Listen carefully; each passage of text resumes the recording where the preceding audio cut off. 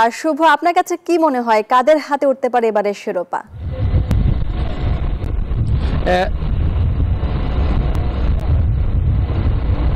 ধন্যবাদ আপনাকে মনিপ।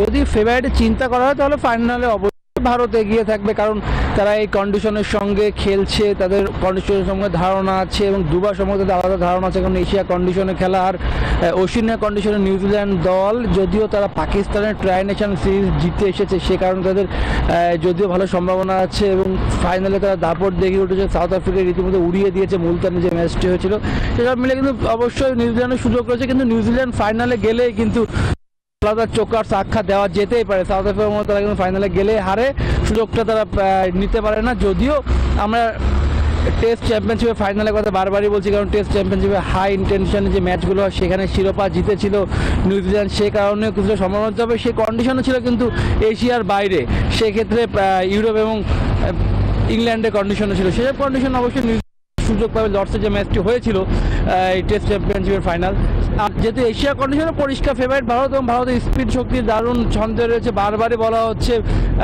যার কথা বরুণ চক্রবর্তী, তিনি বরুণ চক্রবর্তী দারুণ কিন্তু ছন্দে রয়েছেন। তবে ভারত দল আজ দুপুর নাগাদ অনুশীলন শুরু করবে আইসিসি একাডেমি ভবনে, নিউজিল্যান্ড দল ফ্লাইট লাইনে যে সন্ধ্যা অনুশীলন শুরু করবে। মনি, এই ছিল দুবাই থেকে আমার কাছে এখন পর্যন্ত স্টুডিওতে।